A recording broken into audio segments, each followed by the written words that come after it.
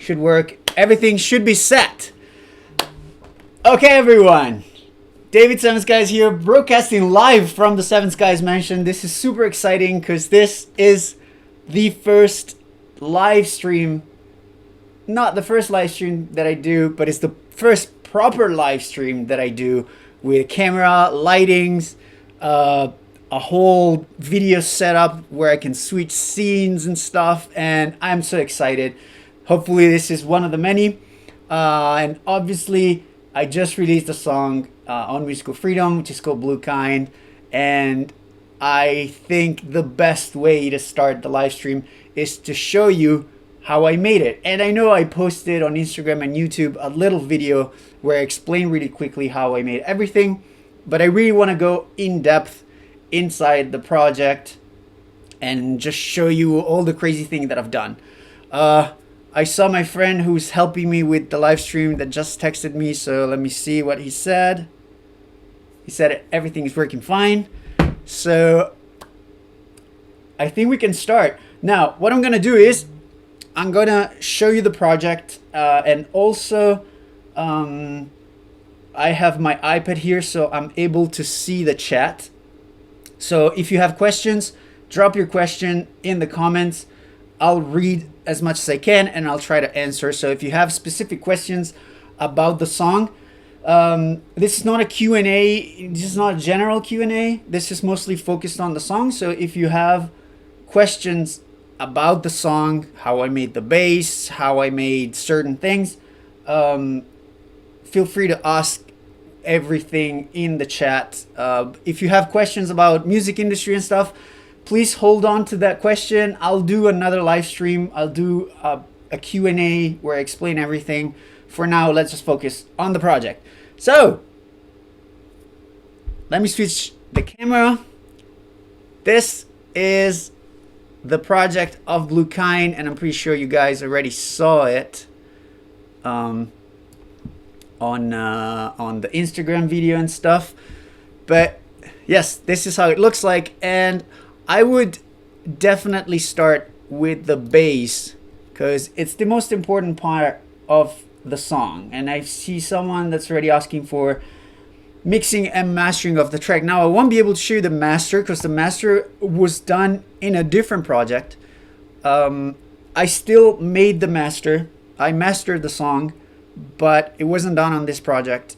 It was done on a different project. I might open it and show it to you guys. I'm not sure. I would rather focus on mixing and the production side of it. But let's start. I mean, obviously the most important part of the song is this bass.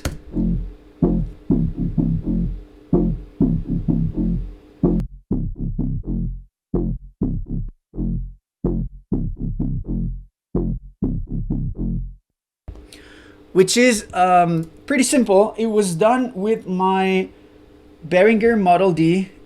Is down here. You can't see it because it's in the rack. But the funny thing is, I bought it and I did a live stream where I was just messing with it. And as I was doing the live stream, I came up with this little melody, and I was like, oh, this is cool. I should just keep working on it. And I actually made the song live. I don't remember if it was Twitch or if it was YouTube, but the song was basically made live. And the other funny thing is that this synthesizer, I used it only for this song, and then I turned it off and I never turned it on again until like last week, only to find out that it doesn't work anymore because it's Behringer. It's kind of a piece of crap. For some reason, the whole oscillator thing, it's not just out of tune, it just doesn't work anymore.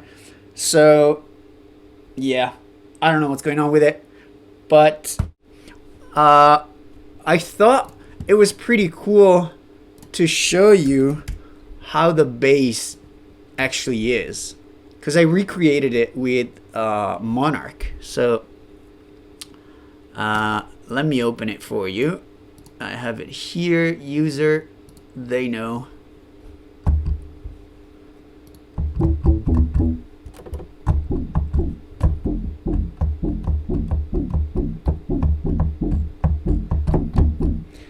So basically this is kind of the same sound. So this is Monarch, which emulates the Minimoog, which is exactly what this synthesizer, the Model D, does. So I can explain to you what it is. So it's nothing but a square wave, as you can see here. And then there is a little bit of a saw wave, which is an octave or a couple of octaves higher. But what really makes the sound, so the sound is fairly simple, what really makes the sound is the low filter and the high resonance. It gives that little whoop, whoop, whoop, that little filter, that little whistle that you can hear. So if I take the resonance all the way down, it sounds like a square. Well, if I take it very high, it does this, I don't know, this wobbly sound. It's this hollow whoa, whoa, whoa sound that I really like. And obviously, you get that effect by putting an envelope on the filter. So this is the amount.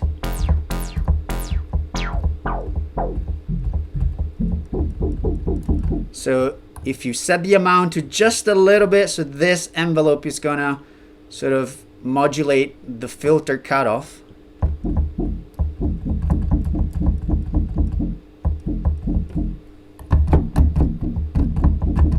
And you get pretty much the blue kind bass. So this is, it's just very simple. But this would be the sound without the filter.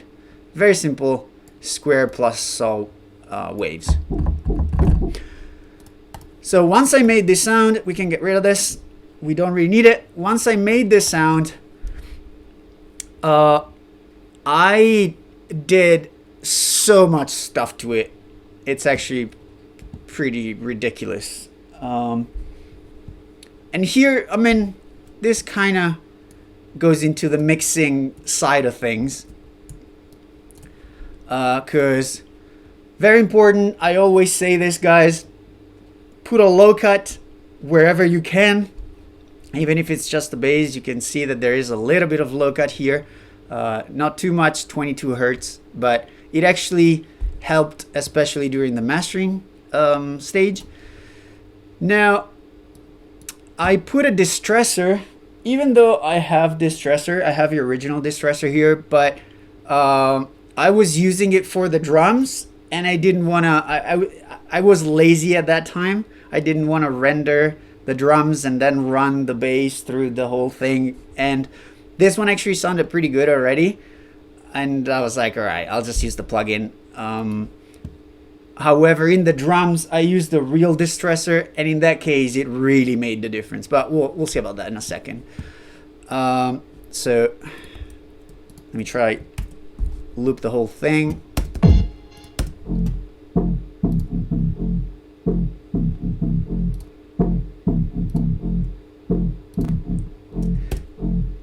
Just makes it a little bit more in your face. Nothing too crazy, but it helps. Then I have an overdrive here, and then I have the drum shaper, which it's actually really good. I use it, I mean, the drum shaper kind of make you feel like you should use it only on drums, but I use it on a lot of things. And this is really good for pretty much everything. I use it as a transient designer, basically. And let's see if I can show you the difference.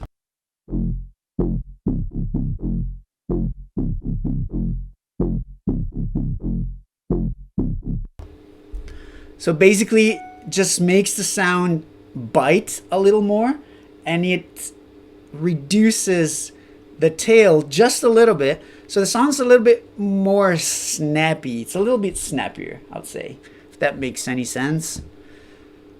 Then I have a Pro Q3 that I didn't use.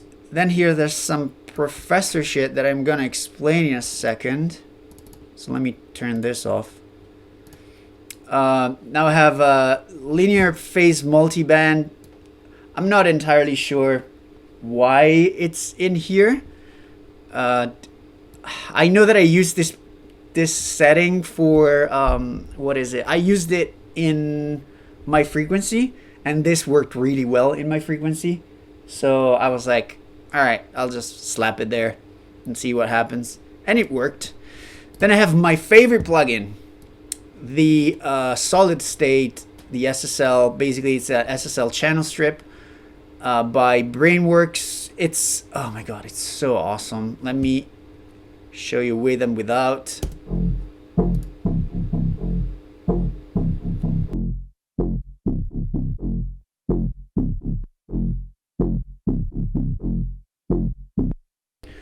This adds a little bit more bite to the mid-low and mid-frequency and low frequencies. Is there compressor? Is there compression? I think there is. No, there isn't. It's turned off. So yeah, it's just that. Plus this part over here, this V gain and in gain, add a lot of color to the sound. It almost saturates it, and that makes a lot of difference. This is why I really love this plugin. Also because there's the TMT or THD, I think it's THD. And basically allows you to simulate a real SSL console. So you have up to, I think, no, it's TMT actually.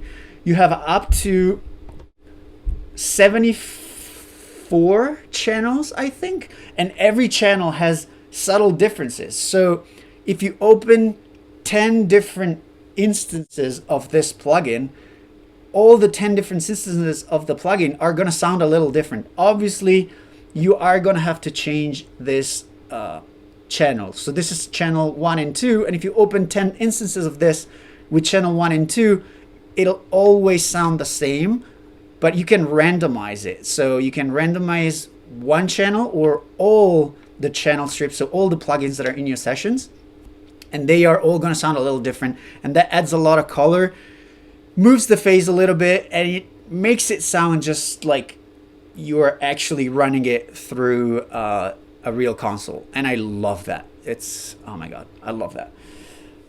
How many versions of this songs were made before setting on the final? Was it just one? I make several versions of my tracks. So it was just this one actually. I mean, obviously there are a billion different versions, because every time I do like little changes, if I change a sound or if I change the mix, I'll do a new version. So there are, I think, 50 versions of this or 20 versions of this, but the main idea has never changed. So yeah, usually sometimes I change the idea or change the melody or I change the sound. This was pretty much the same song for the whole time. All right, now, oh, we have inflator as well. That makes the sound a little bit warmer and a little bit more in your face.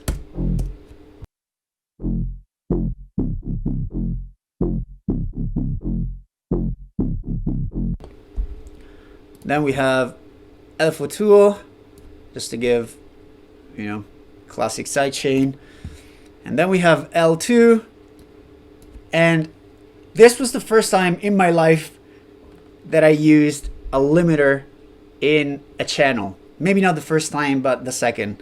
And this one actually helped a lot because I couldn't get the bass to sound right. Every time I would try to master the song and increase the volume of the track, it would distort and it would drive me crazy. And so I tried, I don't know how many things I tried, but I think I made at least 30 different master tests. And I was really annoying with all my friends, because I was like, can you please check this mix? And then I was like, can you please check this master? And then I was like, can you please check this master again? And I sent them like a billion different versions, until I was like, you know what? I should put a limiter on the bass, and I think I put a limiter on the vocal as well, and that actually helped a lot.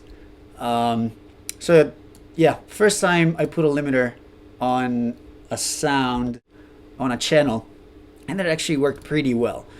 Now I want to explain this thing that I did over here, because this is some professor shit. So I made a rack, and as you can see, I split the channel in two, and the first channel, it's basically a little trick that I did in order to make the sound a little wider. So the Moog, it's completely mono sounding synth, right? So I wanted the sound to be a little bit loud, a little bit wider, and I did this chain, and this is how it sounds like.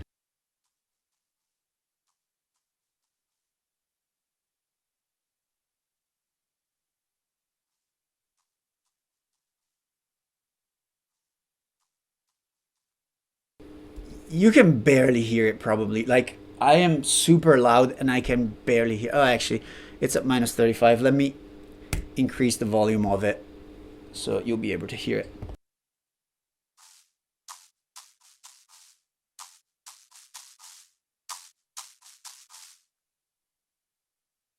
So what this does is I added an erosion. And erosion, what it does, it grabs. Sorry. Someone is asking if it's gonna stay on my channel. Yes, it's gonna stay on the channel, but I'm also gonna upload it to YouTube, so you'll be able to go back and watch this live stream if you need to. Right. So what erosion does, I don't really know what it does. Okay, sorry, my friend was telling me that it was really quiet. I don't really know what erosion really does, but I think it gets the impulse of the audio and it adds noise to it. Either noise or a sine wave or white noise, right? So what I did is add erosion, which adds noise to the sound. And then I cut all the frequencies that I didn't want. So I just wanted the mid-high frequencies. And then what I did is I added a delay. So if you can see here, the left channel is at 1 millisecond and the right channel is at 10 milliseconds. I'm sure you've seen this trick over and over and over, so I'm not really going to explain that too in depth. But basically by delaying by just a few milliseconds the right channel and the left channel, your brain hears the sound as super wide just because it's slightly delayed. So basically what you hear is this noise that it gets super wide. Then I added another drum shaper with a super short attack, so you just get this like little sound. The attack is a little bit up, so it snaps a little bit more. And that's pretty much it. Then I mixed it in with the original channel, which is just this one. The result is something that you will never be able to hear. Now, you can't really tell with this. When there's mastering, when there's the mastering chain, you can hear it a little bit better.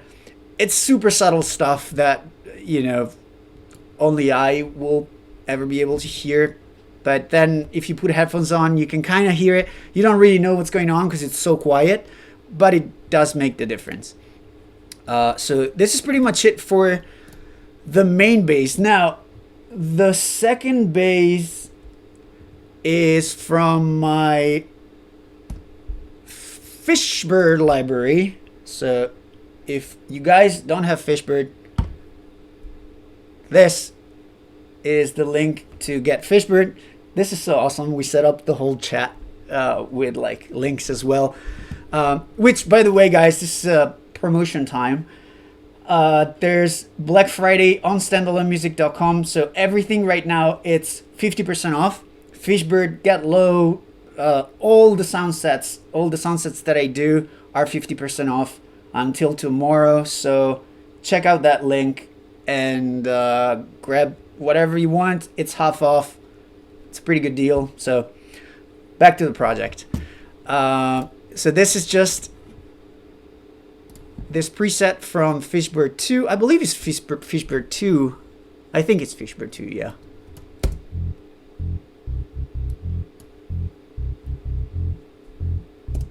It's also very quiet. I might turn off the utility for a second.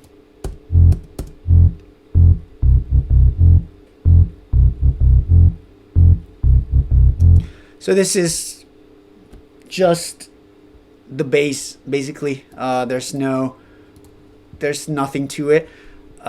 This might have had a better low end than this one, than the main bass, which is why I cut the bass frequencies here, while here there is absolutely no post-processing whatsoever. All right, someone's asking, a book studio advice for sound design. Guys, I'm gonna focus on this for today. So like I was saying before, if you have questions about not Blue Kind related stuff, keep it for the next time I'm gonna do a live stream. I'm gonna do more live stream, more Q&A, more demo listening sessions, so don't worry about it. If you have questions that are not about the song, keep it for another time. I promise I'll answer. It's just for now I want to focus on this, because otherwise it's going to become a mess and this live stream is going to be 5 hours long.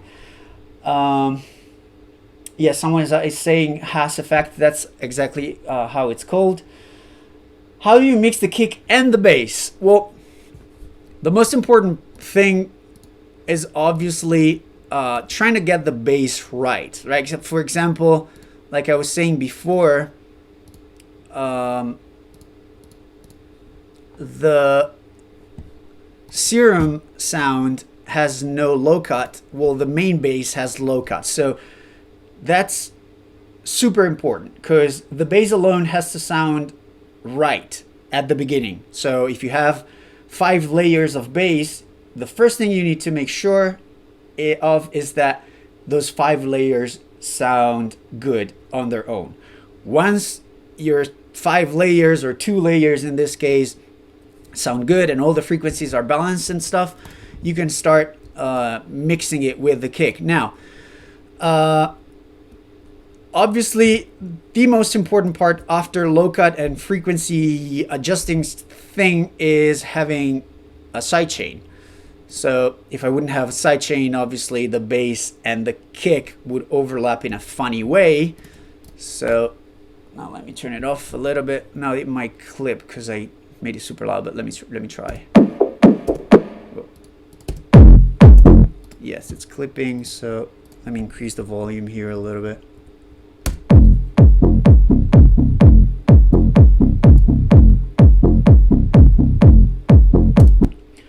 So the most important thing here is trying to get the flow. It's really not about volume or EQing.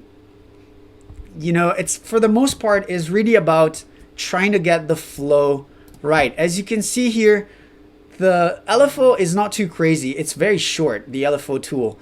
Normally when I do more EDM related stuff, the sidechain would be more like this. Well, right now it's super short. Also, the tail of the kick is normally very important, which is why, as you can see here, I cut it. So the tail of the kick is a little longer than it actually is. The original sample has a longer kick, longer tail, sorry. So let me show you.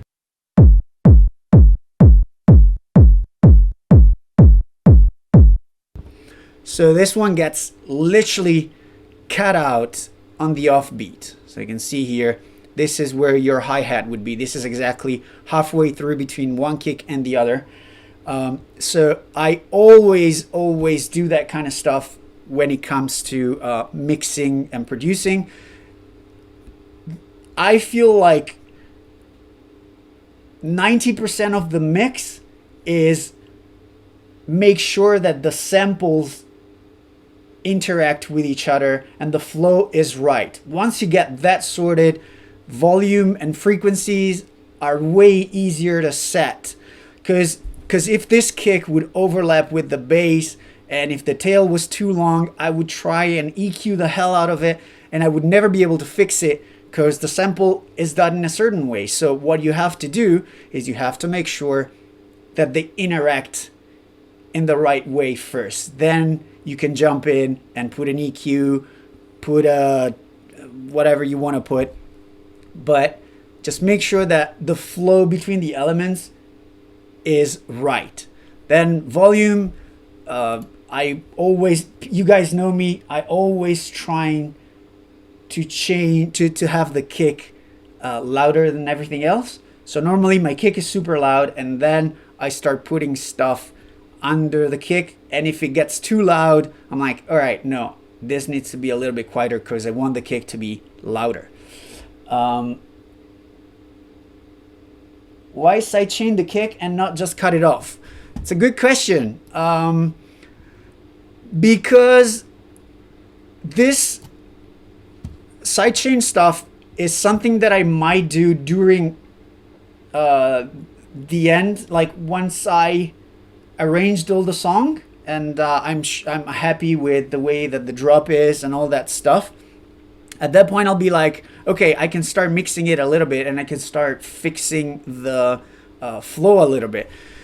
But at that point, I might have the whole track done, right? So if I need to change the length of the sample, what I would have to do is I would have to decide the length of the sample and then copy it across the entire song, right?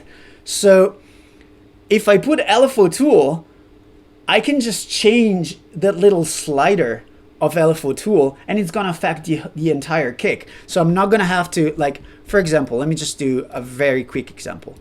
Let's say that I want my kick to be this long, right? So now maybe Ableton 11 I think does it, right? So you can't, in Logic you can, in Ableton you cannot do that. You see, if I select multiple regions,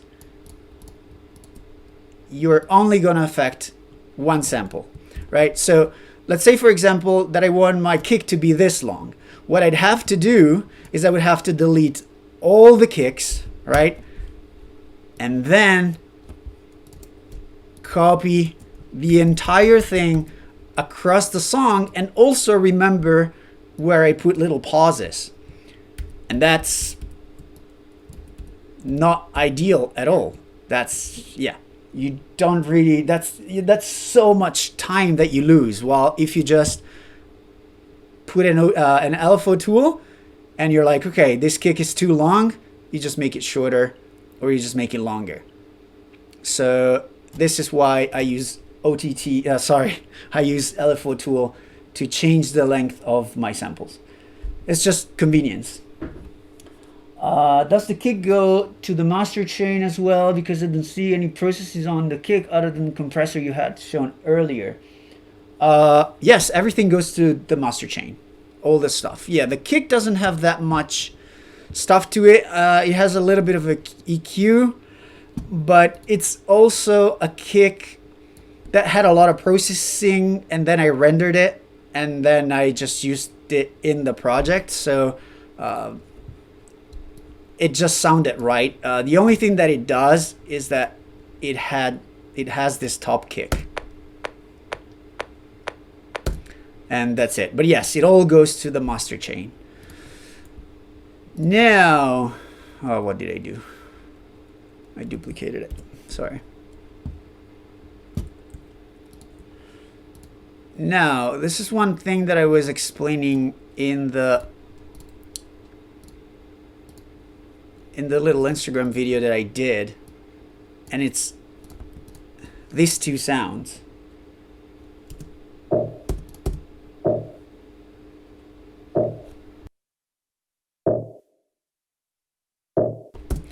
So this very like knocky sound is, oh my god, this is really what made the song, in my opinion. Because if I mute it, I mean, I'm just gonna play kick and bass because otherwise I get flagged from YouTube and all that stuff.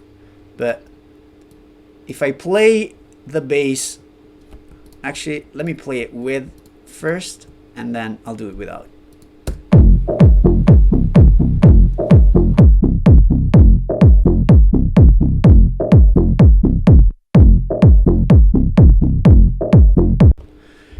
So Now listen to how the flow of the entire song changes if I mute that knock bass sound.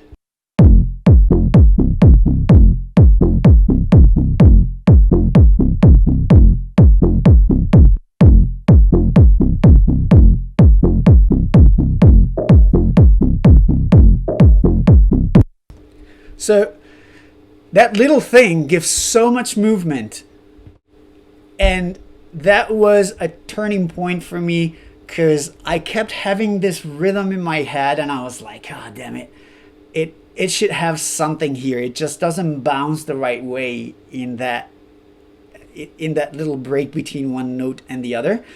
And I really wanted something knocky, something like almost techno with a lot of reverb.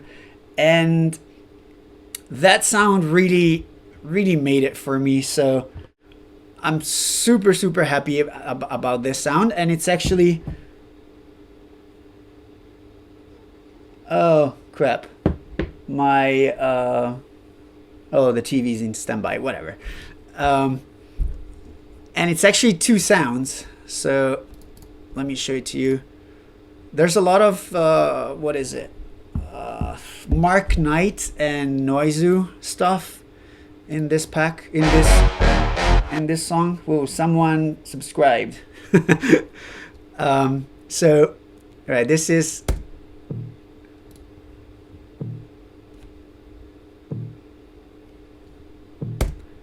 oh, actually it has decapitator. I turned it off, but I turned it off just before I started this live stream, but it actually has decapitator. So this is how it sounds. So this is the setting, just to make it. Oh, new subscriber again, nice. Then he has this one. That's a lot of new subscribers.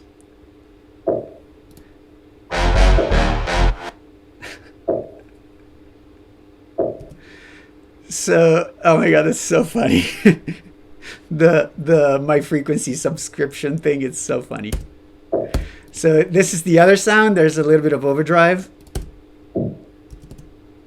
and the overdrive actually does a lot.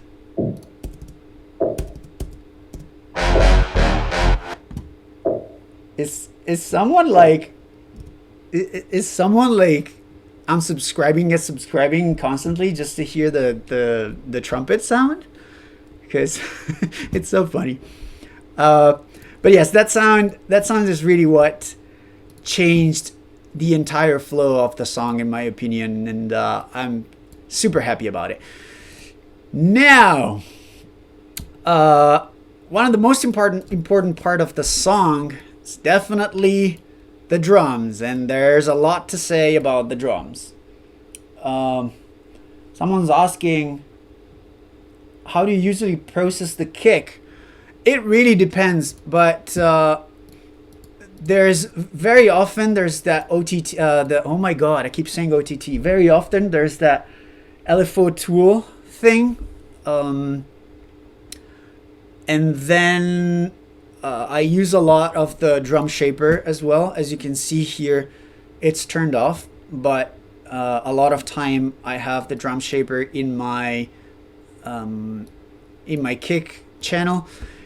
I also have an SSL channel, the UAD, but this is a new computer, so I don't have the settings that I usually use saved. I need to export it from the other computer and save it as a preset. So right now I can't really show it to you, but for the most part, it's just drum shaper, Lfo Tool to set the length of the kick, some EQ. It depends. Sometimes it's just Ableton EQ, sometimes it's Pro Q, and then the SSL channel strip, which I didn't use in this one because that's more for the EDM stuff, for the subby stuff. This kick was very dry and very sort of distorted, so it didn't need that. Back to the drums.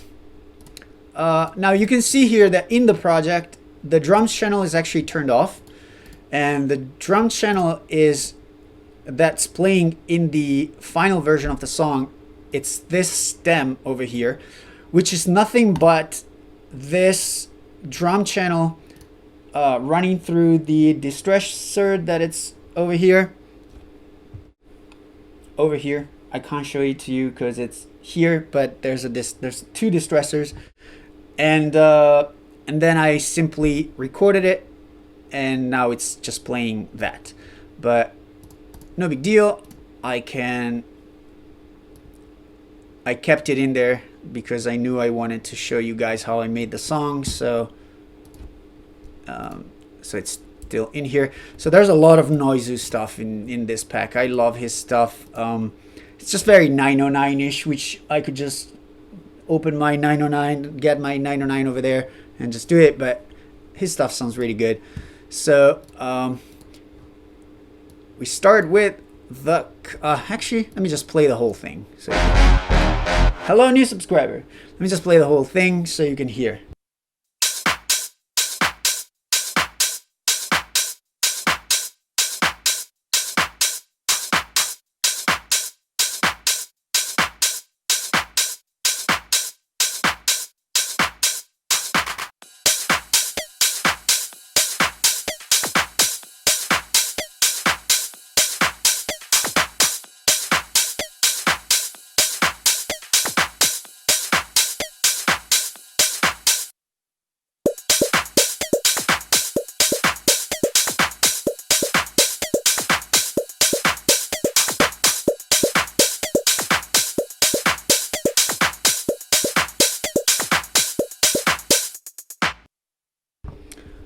Alright, so this is pretty much the whole drum session, and so it has two claps. One is from Noizu, new subscriber.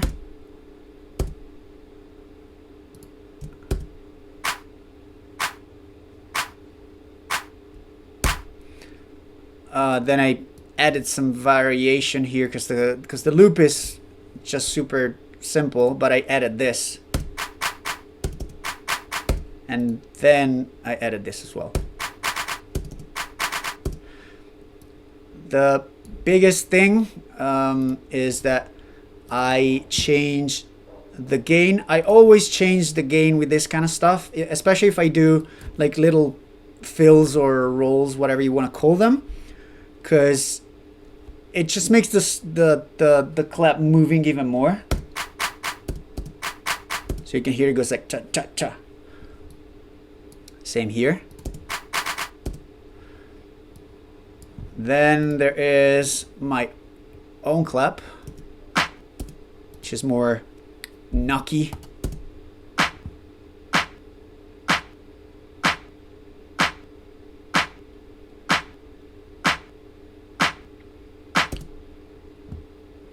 I'm not seeing any Kashmir samples. There aren't any Kashmir samples. This is a house tune. Kashmir sample didn't really work in this stuff, with this stuff. Then what is there? The main hi-hat. That's actually from my 909.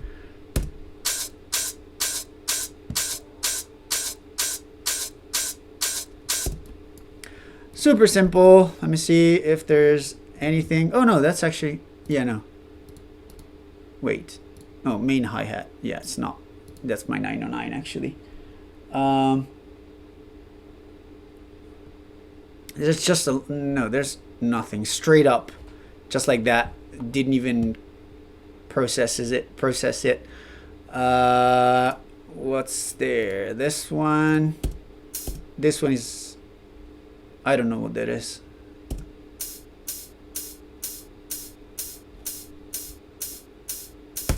Just another hi-hat. This one is from Mark Knight, I think. Very short and dirty as well. And then if you just play all the hi-hat together. Oh, there's one more, I think. This is just a hi-hat. Yeah, it's just a shaker though. Oh no, but this one is not on the offbeat. So if you play all the hi-hats, this is what you get.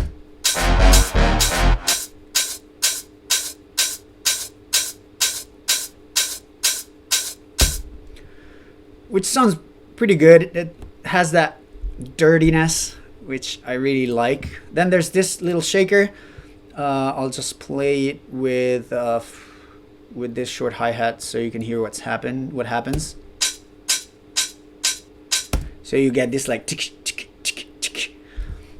And so that's the first part of the drums. The first part of the drum is very, very minimal. Then I added, what is this? I added this sound, just I don't know what it is. Let's see here. Oh yeah, this like lasery sound. Then there's this one as well, which is like, this is pretty cool. This adds a lot of movement.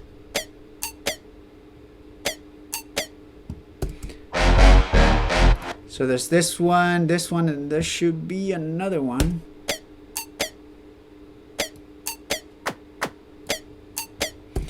Which is this one. It comes later. But that adds, it's a lot of like little quirky percussions, and that adds a lot of movement.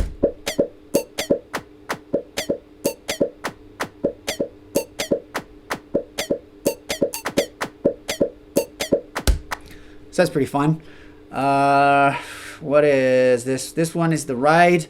Noisy ride are some of the best in the game. And again, they're just 909s, but for some reasons it just sounds so good.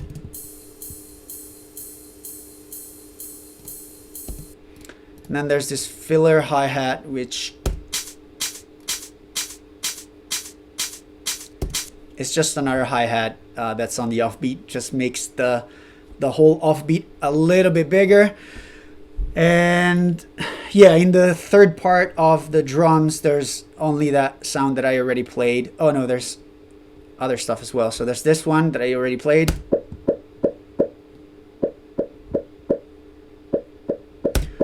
And then there's this one.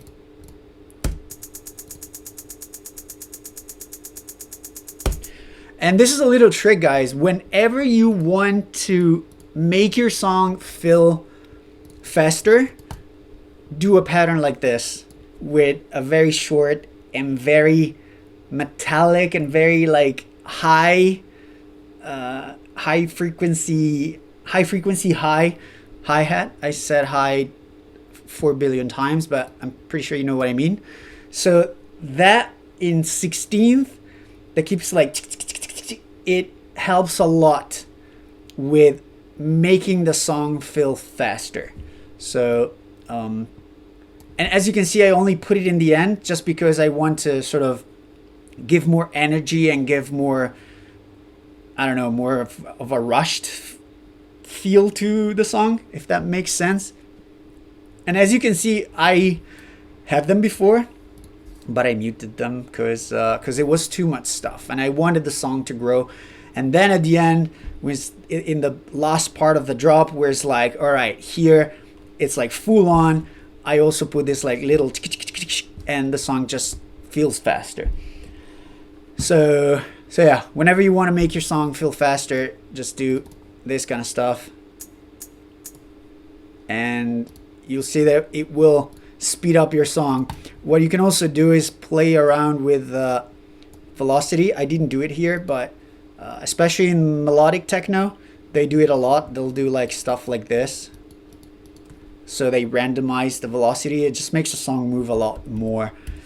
But I don't think this is the right type of song for that kind of stuff. So let me answer a couple questions. How much dB do you live before mastering? To be honest, I normally have the output here set to either -10 or -14, but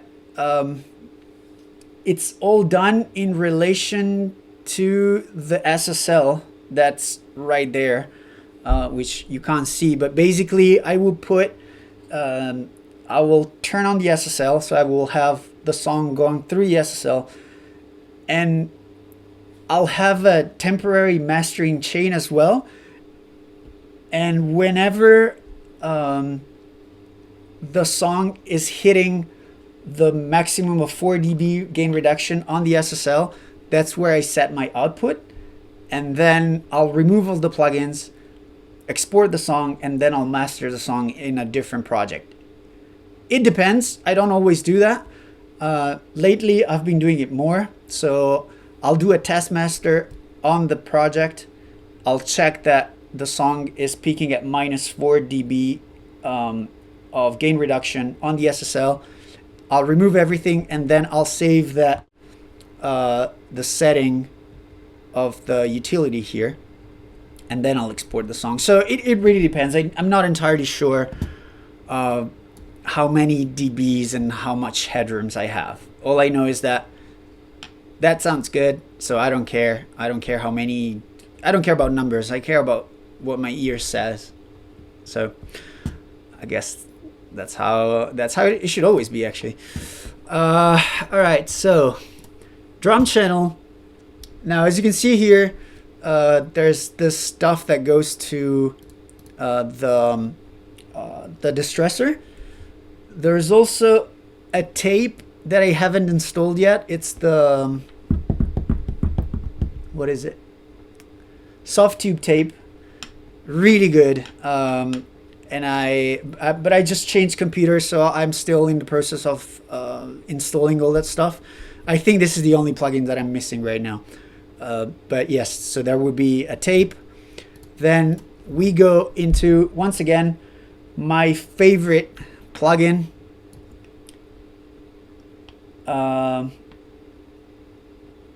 And someone asked top 5 plugins for mixing.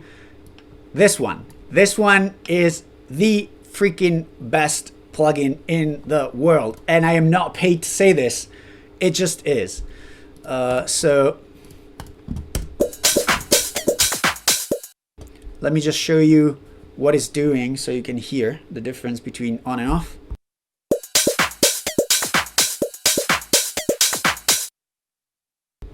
Which, I mean, I don't know if you can really hear it, but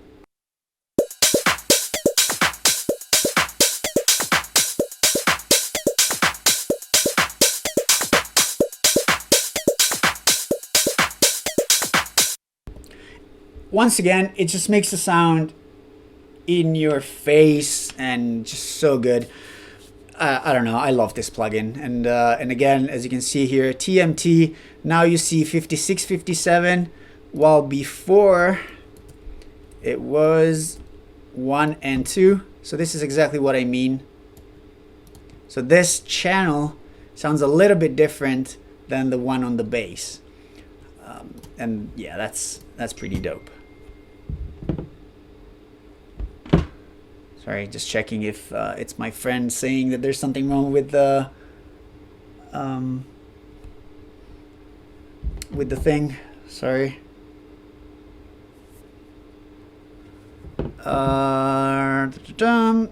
What else is there? It's just a little bit of EQ, Pro Q, just to get rid of some annoying frequencies. And then, once again, all you see here goes inside the Distressor, and then it's just rendered. So at the end, this is how the percussion stem with Distressor sounds like.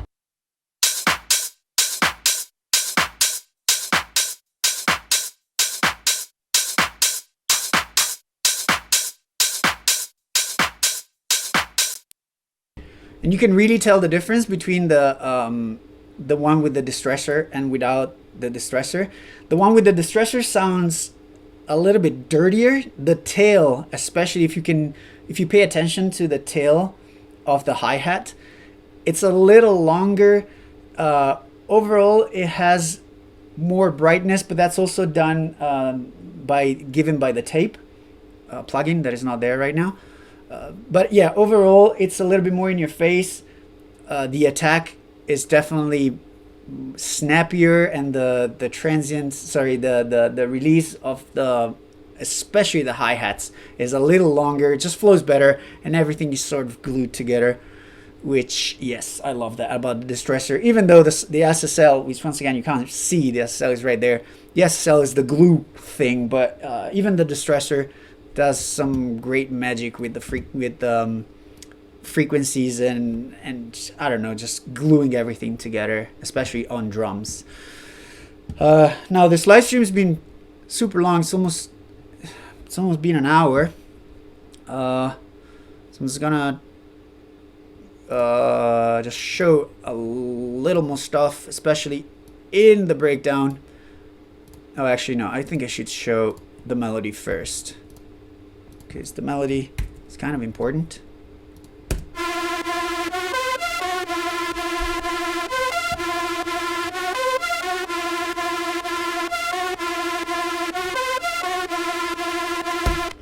Now the melody is from the Roland JP08, which is over there. I'm not entirely sure you can see it.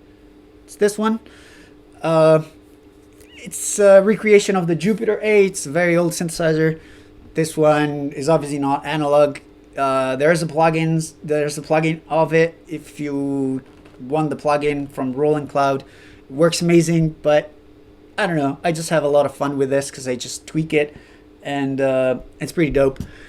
So there's classic stuff, Lfo Tool, just a sidechain it, and as you can see, the sidechain is pretty much the same as the bass. It's very short. I just wanted to get rid of the first few milliseconds of when the kick hits, and then I just wanted to bounce back right away. There's an erosion once again. Sometimes I get obsessed with erosion and I put it everywhere, which is not a great thing because it's very noisy, but it sounded really good with this one. So let me do with and without.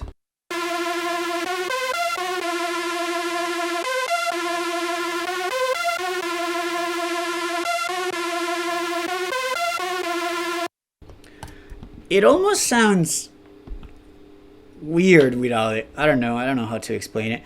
Then there's an EQ, getting rid of some of the frequency, getting rid of the bass that you don't need. This is what I say all the time.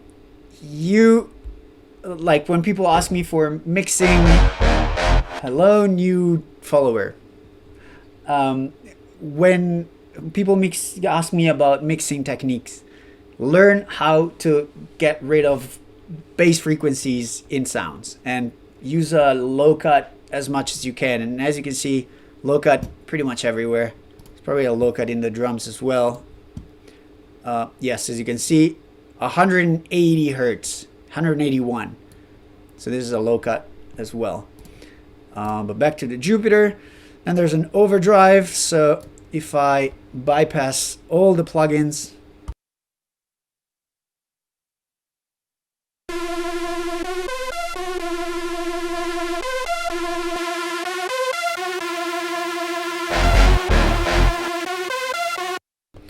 quite a bit of difference. Then in the breakdown, we have the exact same sound, but with a filter, and it's just looped. Instead of playing the entire melody, it just plays a little bit. So I had this like little melody in my head, and as you can see here, I did a little bit of cut and paste.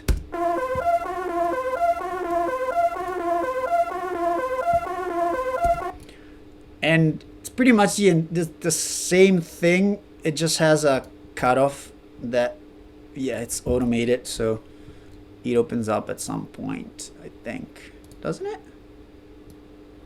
Oh yeah, it opens here. So in the intro, it's even more high cut. It's even more filtered, and then it just opens up, and I never touch it. Oh yeah, here it goes down and up again. But yeah, nothing particularly crazy here. Then we have this one, which is a Get Low, which it's 50% off on standalone music for Black Friday, so check it out.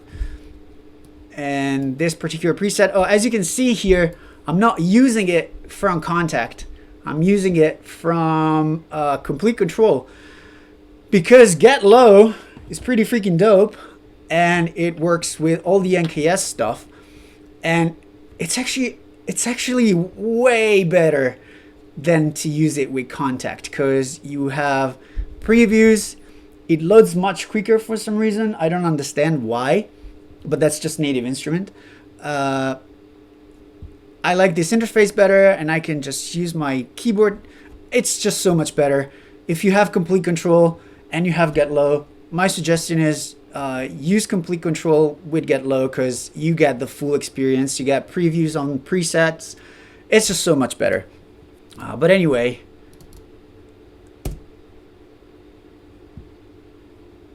it's just very quiet. Actually, let me increase the volume a little bit.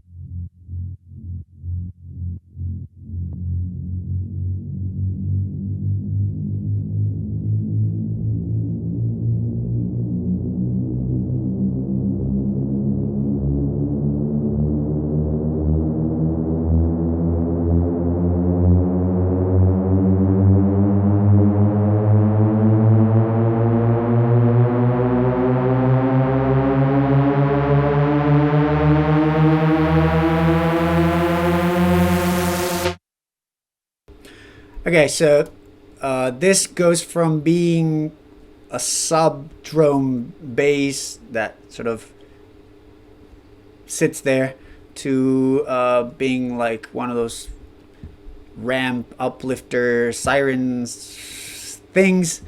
And you probably heard that here there's some stuff that's makes it sound like super crazy. And this is the same thing that I have done in my frequency. So basically what happens is, once again, there's an erosion. The erosion amount goes up as you get closer to the drop over here. The frequency goes down, so you get this like sound, and then the auto pan amount goes up as well. And then there's another auto pan, and there's so much stuff happening. But basically, what you get is this sound that starts to creep out and goes left and right. So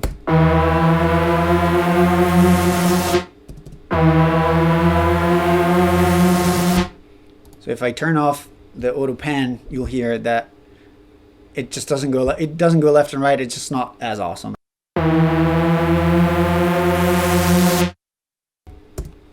It's way more awesome with auto pan. Obviously, this whole thing is automated because the erosion makes the whole mix sound weird and out of phase. So as you can see here, is simply it turns on in this part, and then before the drop comes, it turns off, so that the drop is clean. What do we have? I think we have one more Get Low. We have the effects and stuff that we need to talk about. Where's the Get Low?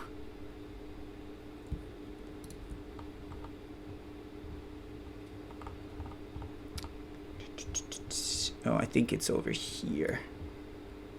Yes, so we have another Get Low. It's this one.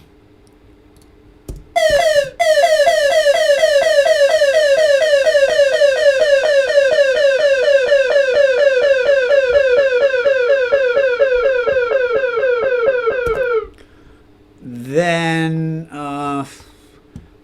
what is, we have a serum. Oh, this one is nice. This one's pretty cool. It's the organ sound, I think.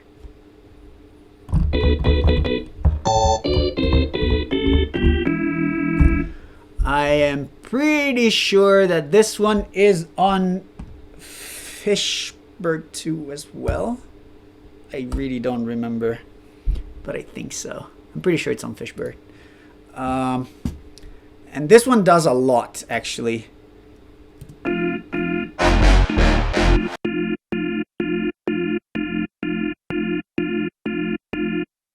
So it's just this like little organ that keeps hitting. And I'll be honest, I sort of got the inspiration from Losing It, because it's just gives so much movement, and it keeps like, I don't know, it sort of keeps the whole thing, the whole vibe up.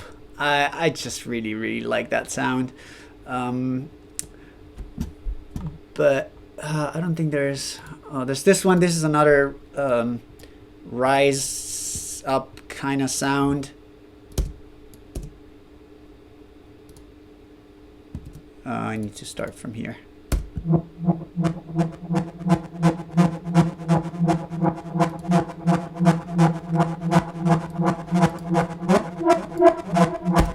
But yeah, basically it's just a kind of super soy sound that goes up in pitch, and the filter opens and all that fancy stuff. Nothing too crazy. Where's the sound that's in the second and third drop? That was a fun one. Effects tonal. There it is. It's this one. Pretty sure. No, wait. It should be here. Oh, there it is. This is it. This is the one.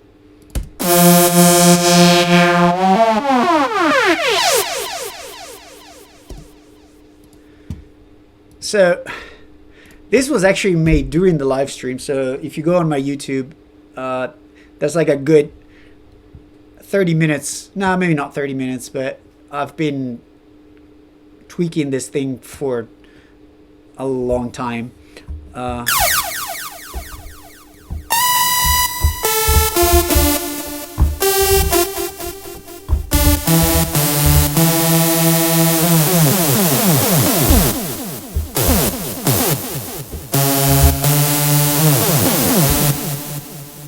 So basically what this is a simple detuned saw with a little bit of I'm trying to see what the macro automates so I can explain it better. But yes, just a simple super saw, not even a super saw. Are you gonna do a demo drop? Yes, I'm gonna do it. I don't know when, but I will do it.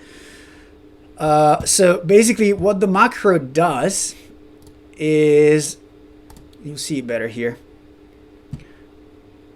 it's increase the amount that this LFO is affecting the coarse pitch of the oscillator. So basically this oscillator right now is not being affected by the LFO, even though the LFO is assigned to the coarse pitch, because the macro is not 100%. So it's just a straight sound. As the macro goes up, the amount that the coarse pitch is affected by the LFO goes up. So you get this like slow growth of the LFO affecting the pitch.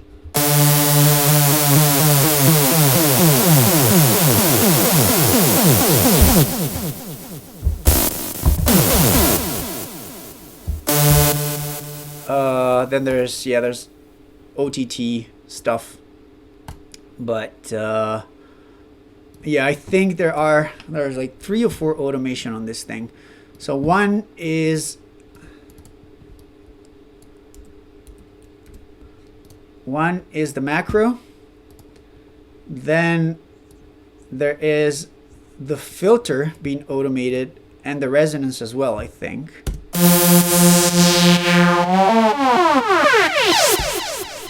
Yes, so as you can see here, the filter goes up all the way to halfway through. Sorry, it goes down halfway through, and then it goes back up. But also the resonance, as the filter goes down, the resonance becomes louder. So you get this very nasty and very audible resonance effect, this like whistly sound that I really like. So you get this like yow, it's like vowel. It's not really a vowel-y sound, but it sounds really good. And then you get a pitch bend as well, which is inside the MIDI, but if you look at the pitch bend wheel here,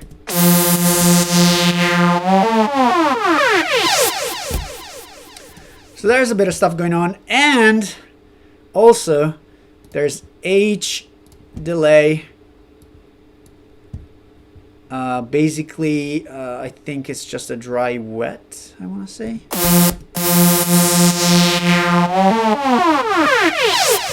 No, sorry, it's just on and off. So basically the tail of the sound at the end, it's delayed, and so it just keeps going. So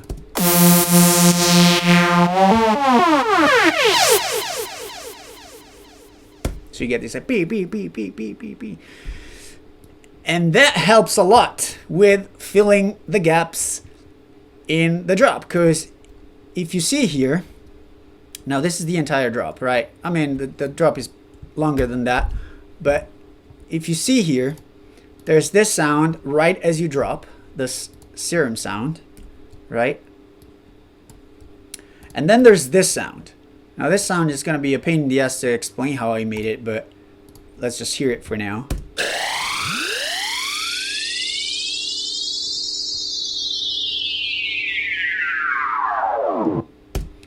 Right, so you have these two sounds, and then you have the bass going for the whole time.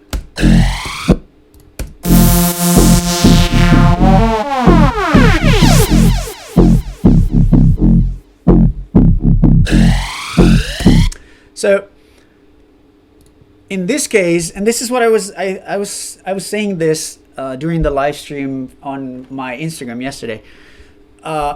How do you fill the gaps? You fill the gaps by doing little effects like this. So if I would, for example, put the dry wet all the way down so that even if we turn it on, we can't hear it. If I don't have that delay,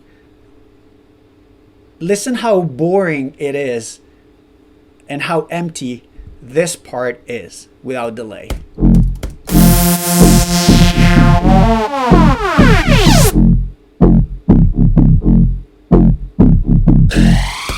There's literally no continuity in the whole thing.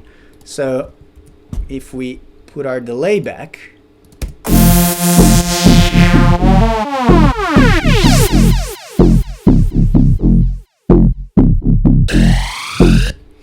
by the time the delay fades out, which is around here, you only need a few milliseconds extra, a few milliseconds more, and then you get another sound, and that's how you fill the gaps.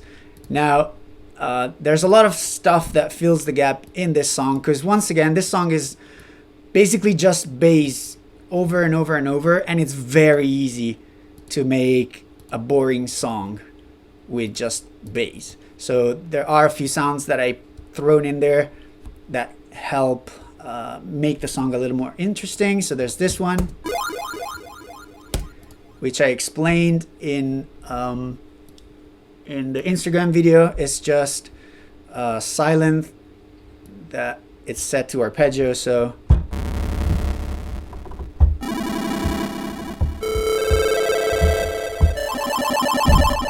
it's whatever you're playing, it just sounds like a video game. So right now I'm just playing a chord, and it's so fast that it just sounds like then there's this SKIESTREAM.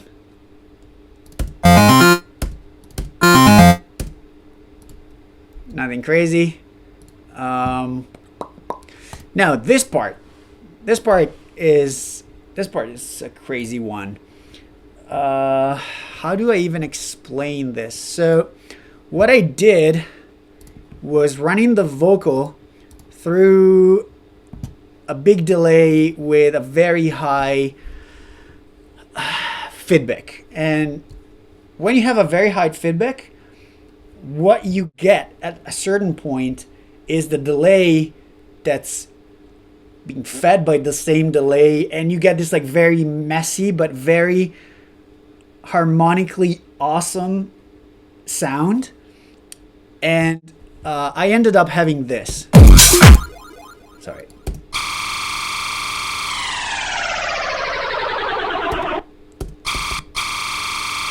So this is what you get. I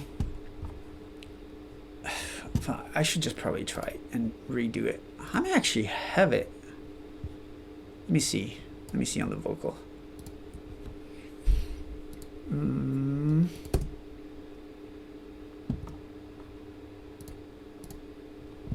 Wait, where am I? Okay, here.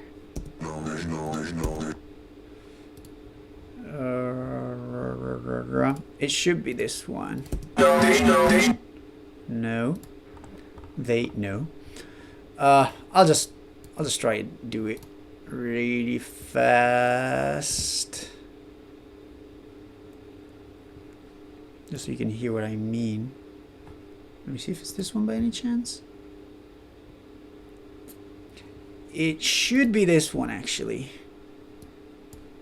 Let me see. H delay. Yes. All right. Let me try. So if I get this and I run it through the delay, which I don't know what it is. It's this one.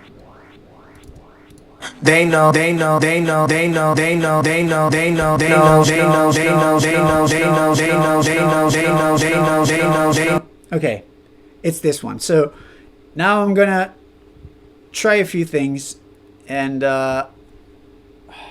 my suggestion is that you lower the volume, because this is gonna be, I'm also gonna do the same thing. This is gonna become very messy. But basically, what's going on now is I am sending this vocal to this delay channel, and listen what happens when I change the delay time.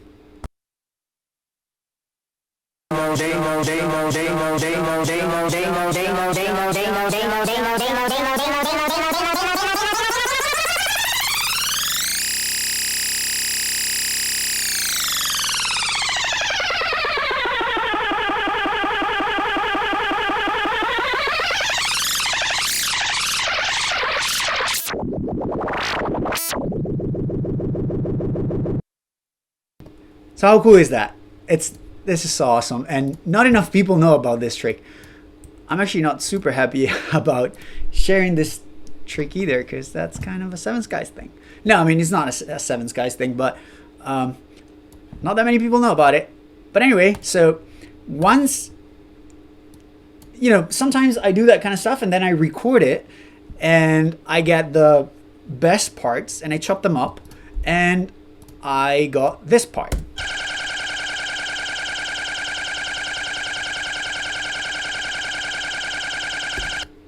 Right? Nothing too crazy. Now, if I put a pitch shifter on it, now pitch shifter is another thing that I'm not really gonna explain, but it basically moves frequencies around and it sounds like a pitch shifter, but it's not a pitch shifter, it's a frequency shifter. I might have said pitch shifter first, but it's a frequency shifter. What you get is some super interesting stuff.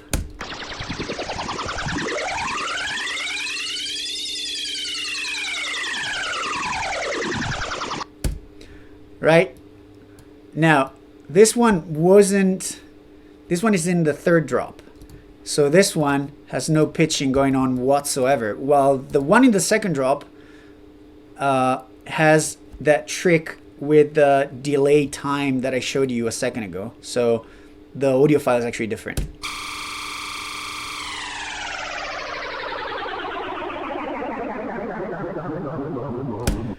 So if you combine that with the frequency shifter, you get this.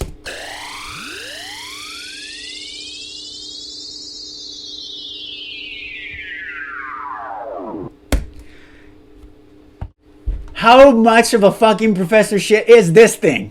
It's pretty professor shit. You gotta admit it. I'm so proud of this. But yes, this is how you do like crazy stupid shit. And you know, to me, this song was all about having fun. So I was like, you know what? I'm just gonna do the craziest stuff and I'm just gonna have fun with it. I'm just gonna automate whatever I want, and I'm gonna make the stupidest sounds that I would never be able to put in a song that isn't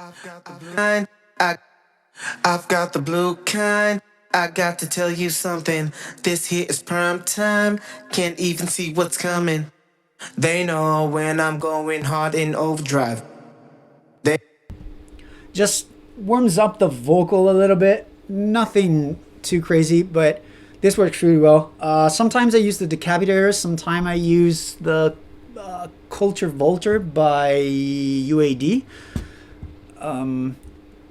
But yeah, I use that. I actually use that a lot. That trick, I use it a lot because it just gives a warm tone, a warmer tone to the vocal. And yeah, it just works really well in the mix. What else do I have? Oh, I have this one, and then I think I'm done with the project thing. This is just a funny thing that I wanted to put. If you follow me on Instagram, you probably saw that video where it's that Calvin Harris viral video that I did where I was playing PlayStation and I was just randomly hitting the keyboard that said, I got a new job as Calvin Harris pianist. And that video almost got 1 million views. It blew up. It was crazy. And it was during the time that I was finishing that song. And I was like, you know what? I should put something that sort of pays tribute to that video that made me viral. That was my second time going viral. The first time, I'm not going to talk about that. But that was the first time that I was going viral as a producer, and I was like, you know what, I should probably pay homage or tribute to that thing. And so I put this little organ sound that it's not the same chord that's in Calvin Harris, The Giant, I think that's the song. It's not the same chord, but I wanted to have something that just sounded like an organ chord, which probably a lot of people didn't even hear that's in the song. But yeah, that was a tribute to that video. And I think it was just really funny because I was like, you know what, I'm just going to throw it in there. And it actually sounded really good. If you pay attention on the song, it's in pretty much every time that the drop starts, I think. No, every time it's in the first drop, like right as it starts, and then every time that the breakdown start, there's that. But it's also in the intro.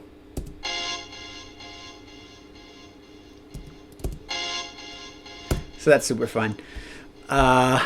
Okay, I see a question, off-topic question. Best VST for warm electric piano. I think it's a Scarby Kontakt library. I think, I don't remember, but I think it's a Scarby something. I'll look it up.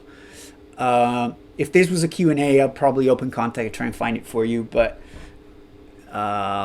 if you ask the same question during a Q&A, I'll do it. I'll check it out. But once again, look up Scarby electric piano Kontakt, and that's probably the one. At least that's the one I know. I used to use the Logic one anyway, so... there's this other thing that I want to talk about, and then I'm done. This is the intro effect. I'm very, very proud of this one as well. This one, once again, same trick that I did with the delay. In this case, I didn't play with the delay time, but I put the feedback super high, and I don't know what I ran through it, but what I got was this. So this, what you hear right now, is the vocal.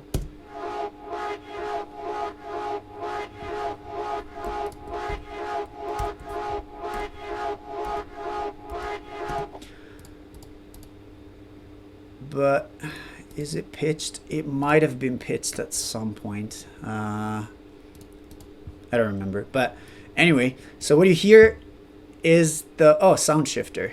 That's the wave. Yes. So this is the vocal. This is without sound shifter and without filter and without anything.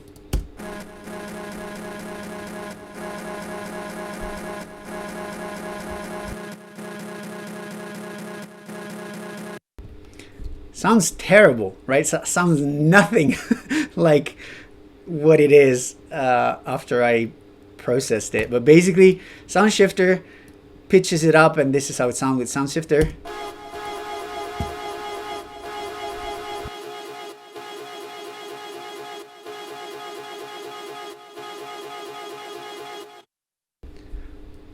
It's definitely sounds way better.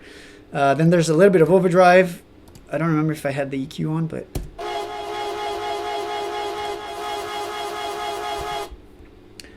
and what gives it movement, so I wanted to have something that in the beginning, in the intro of the song, would give a lot of movement and some sort of atmosphere. And so I made that. Ooh, that was way too loud. So I made that thing, and then I was like, oh, this kind of sound cool. But then I was like, you know what? It'd be really nice if it had even more movement and the filter would go up and down. So I put an auto filter, and I simply automated I automated the cutoff, and this is what you get.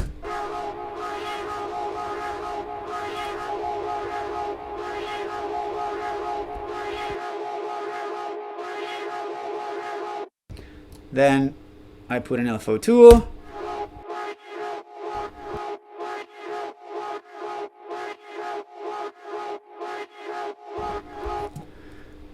And then if you pair it with the little blue kind, it just sounds so awesome.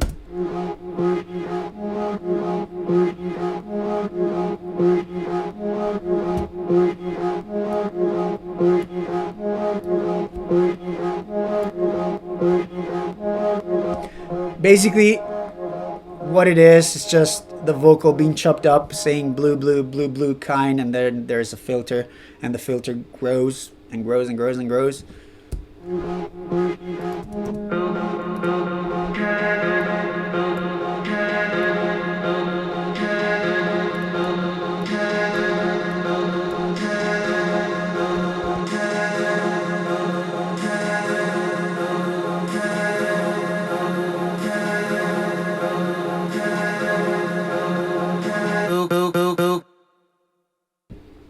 And it goes through a big reverb, and then as it says blue, the reverb goes away. It's been automated, so it goes all the way down. And then the most fun part of the song is 808 snares.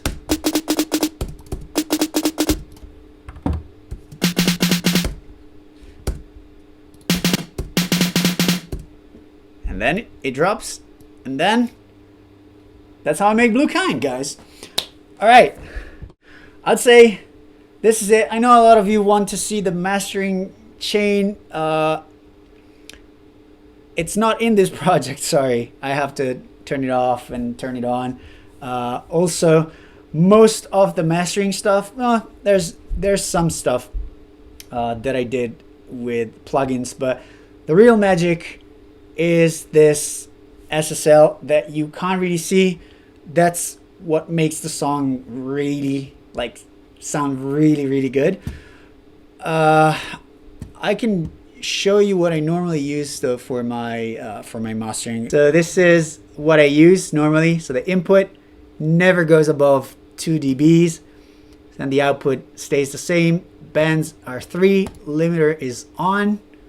Is it on? I think it is. Yes. Then mix goes from 95 to 75 to 95%.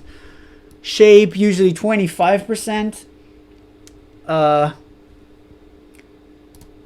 And that's the maximizer. Once again, I don't use limiters. I don't know if this is a limiter or if this is considered a clipper or whatever. But I don't use the invisible limiter anymore. Sometimes I use it, but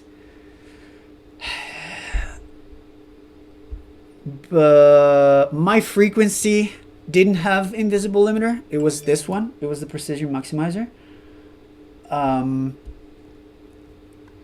Then after that, Then after the precision maximizer, I have the T-Rex clipper. And I was saying before, what you want to really crank is the gain on the clipper. So for the most part, I wouldn't go over 2 dB over here, but here I try to really get it going. So, but once again, it depends on how loud I'm hitting this part. So if I'm already super loud and at 2 dB is distorting, I won't go over 2 dBs, but I'll probably try turning down this one and then putting 4 dB on this one. It really depends, but this is usually the one that does most of the job. Very important is the sequence of your plugin. So precision maximizer is first, clipper is last. Clipper is the last of the chain. Before everything, there is the Manley massive passive. This is the MST one. Usually has a high pass either at 23 or 30. Don't really do low passing, to be honest. I kind of hate the low pass sound. Then normally I crank the high super high. It depends, like 12K, 16K. For the most part, it's 12K. But normally I crank them to like this much. I don't really know the values, but I crank them a lot. Sometimes I give a little bit of 560, a little bit of mid frequencies to really put it in your face. Depending on how the bass and everything is, I might boost it. I never cut stuff on the Manley. For cutting, I would open Pro Q if it needs to be cut. Then I have Control. It's by Plugin Alliance, which is this one. And normally what it would be,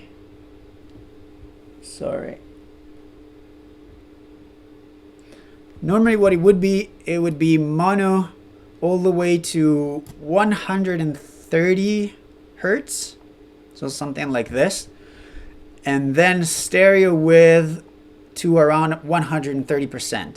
And this is my first plugin. So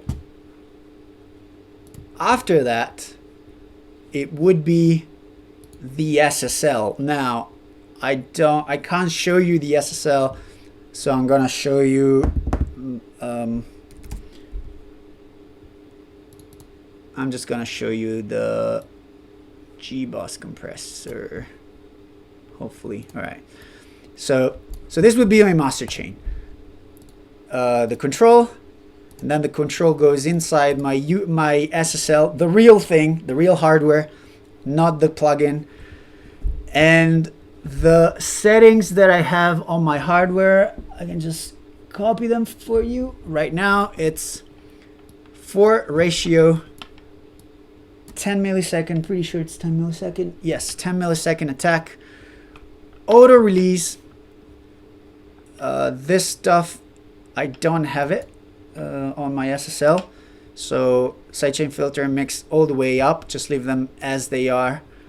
And then I'll try to set the threshold until we get a 4 dB of gain reduction. Now, because I'm lazy and because I really like these settings on the SSL, I'm just going to try and match it, and then I'm going to show you what I do, which comes to what I was explaining before. Now, I can't really, only going to do kick and bass, so it's not going to be the entire song. And maybe I'll just put drums as well. Hopefully it's not going to be flagged.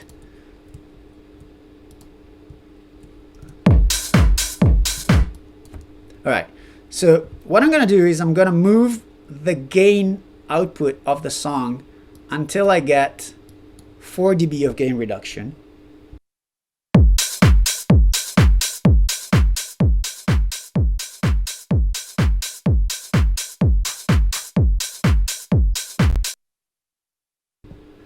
So this is normally what I would do. I wouldn't touch the threshold knob on my SSL.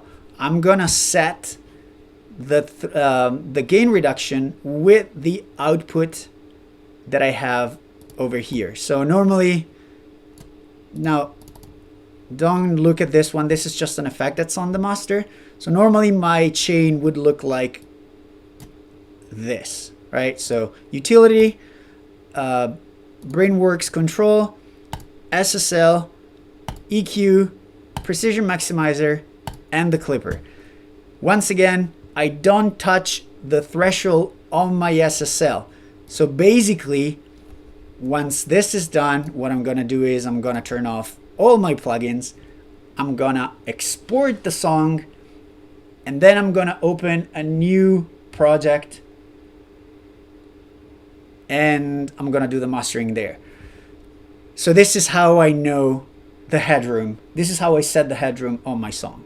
It's based on how much it takes to get to 4 dB of compression in my SSL. This is probably super stupid. I don't know. I don't care.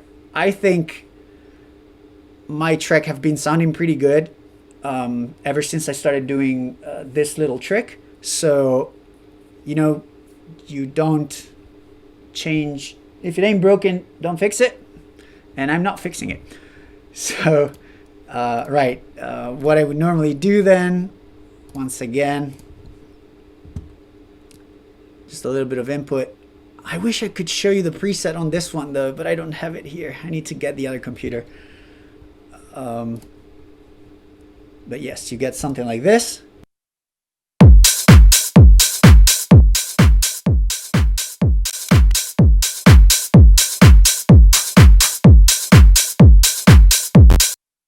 And obviously, as you can see here, there's still quite a lot of headroom to go before we actually clip this thing. I'm just gonna increase it until I get a decent level. Obviously now it's just kick and drums. There's no bass, so you really need to crank it up to get to 0. But just for the sake of it.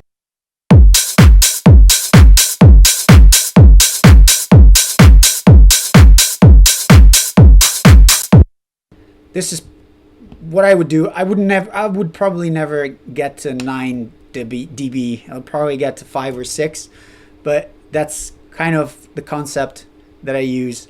Until you hit the 0 here, you can go up. And I don't care about dynamics now. Obviously I care about dynamics, but you know, if stuff sounds good and sounds right, that's all that matters. Don't you use the invisible limiter? What if I use the limiter and the clipper? That's fine. This UAD maximizer is basically what the invisible limiter would do, but instead of invisible limiter, I'm using the precision maximizer. For some reason, the invisible limiter sounds pretty good on transient, in my opinion. I don't know. I can't get clean transients out of the invisible limiter. Well, this one sounds super clean with the transients. The problem with this one is that it distorts very, very, very easily. So that's why I never go over 2 dB. Over 2 dBs, you start getting terrible sounds. So that's why I have the clipper that takes the sound to the volume to the next level. With this one, you most likely you will never get a decent level without having the song being super crackly and distorted. So, but it sounds clean for some, like, I don't know, it gives some clean something to it. But yes, then you finish it off with a T-Rex clipper, and that's the stuff right there. So, guys, this is it. This is how I made Blue Kind. This is how I mixed it. This is how I designed the sound. And this is also how I mastered it. I mean, not exactly how I mastered it, but pretty much. So I hope you like this first live stream Twitch thing. The video is going to be saved. I don't know how to save it on Twitch, but I'll figure it out. I'll also upload it on YouTube. It's been almost 2 hours. So next time it's definitely going to be shorter video, hopefully. But I hope you learned some stuff. And once again, Blue Kind is out now if you want to go check it out. And Twitch autosave. Yes, I'll save everything. Don't worry. Don't forget that for a few more hours, there are discounts on standalone music. Everything is 50% off. You can get Low. You can get Fishbird. You can also get a free pack of this song, actually, which is called the Blue Kind pack or something like that. I forgot how I called it. But you can get some of the drums that I used, a Kontakt instrument that replicates the Blue Kind bass, the kick, a bunch of free shit. So go on standalone-music.com, which is here, and you will see everything there. Everything is 50% off. The pack for Blue Kind is obviously free. The rest, it's 50% off, so it's a good deal. I really hope you enjoyed this live stream. There will be more. If you have suggestions, obviously, just let me know. I really like this setup. Shout out once again to Stefano for helping me out. I think this is super dope. I think it works super well. So, I'll see you next time. I'll upload this on YouTube. So, if you only saw the last 15 minutes or whatever, you'll be able to see the entire thing. Don't worry about it. But this is it. I'm gonna go eat because I'm starving. For me, David, Seven Skies. See you next time. Stay safe and bye-bye.